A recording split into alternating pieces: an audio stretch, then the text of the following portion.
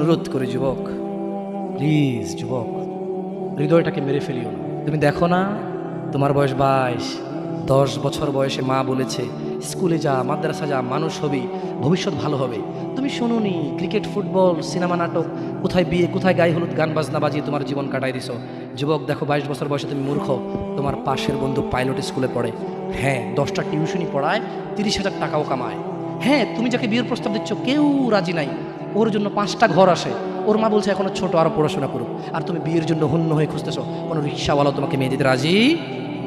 তুমি দেখো 10 বছর 15 বছর বয়সে যদি মায়ের ওই কথা মেনে নিতা, তাহলে তুমি আজকে উপকৃত থাকতা। আমি জামশেদ মজুমদার 27 বছর বয়সে এসে তোমাকে বলছি তুমি গান বাজনা ছেড়ে দাও। ইনশাআল্লাহ 60 বছর পরে মারা গেলে, 30 বছর পরে মারা গেলে, 70 বছর পরে মারা গেলে ওই উপকৃত হবা। আর তা না হলে এই গান বাজনার সাথে তুমি তোমাকে ধ্বংস করে দিচ্ছ। যেদিন নিঃশ্বাস বন্ধ হয়ে যাবে সেদিন হলেও বুঝবা।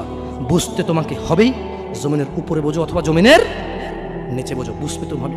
শোনো, আল্লাহ কোনো কিছু বলেছে আর তুমি বুঝবা না, আহা হা, পার পাওয়া যাবে না। তবে তোমাকে বলি, যা করেছো করেছো, যা গান বাজনা শুনেছো শুনেছো, এবার আল্লাহকে ভয় করে সব ছেড়ে ইস্তেগফার করো, বলো আল্লাহ আমাকে ক্ষমা করেন, আমার এই 2 কানে গলিত সীসা ঢালিয়েন না ইয়া আল্লাহ। ছিলাম কিন্তু আমি উপলব্ধি করতে পারিনি, ইয়া আল্লাহ আজকে আমি উপলব্ধি করছি। আল্লাহ আমি আর কখনো বাদ্যযন্ত্র দিয়ে নিজেকে আনন্দিত করব না। এই হারাম যা আপনাকে রাগান্বিত করে, আমি আর কোনোদিন এই হারাম দিয়ে নিজেকে আনন্দিত করব না। আমি অনুরোধ করব, চিটাগং শহরে থাকি, বেশি দিন হয় না, তবে কারো বিয়ে হলে আর 2 দিনও ঘুম হয় না, এত পরিমাণ গান বাজনা বাজায়, আল্লাহি হৃদয় ভেঙে যায়।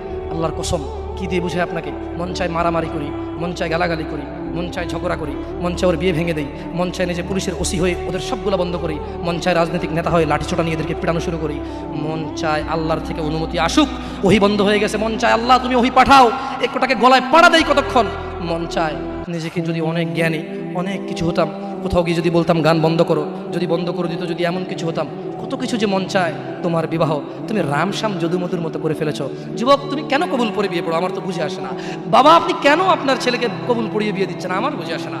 ভাই, আপনি কেন আপনার মেয়েকে কবুল পড়িয়ে বিয়ে দিচ্ছেন? আমার বুঝে আসে না। আপনার মেয়ে হলুদ কাপড় পরে, মাথার মধ্যে খোপা দেয়, 3 জনে এসে দুধ খাওয়ায়, 4 জনে কোলে নিয়ে নেয়, 6 জনে গান বাজায়, 10 জনে এসে হলুদ মাখে, শুধু বুঝি মৌলবি দিয়ে কবুল পড়ালে বুঝি মুসলিমের বিয়ে হয়? শুনুন, আপনার নবী মুহাম্মদুর রাসূলুল্লাহ সাল্লাল্লাহু আলাইহি ওয়াসাল্লাম কবুলের পদ্ধতি দিয়ে গেছেন, তাই কবুল পড়ায় মুসলমানের বিয়ে মনে করেন না।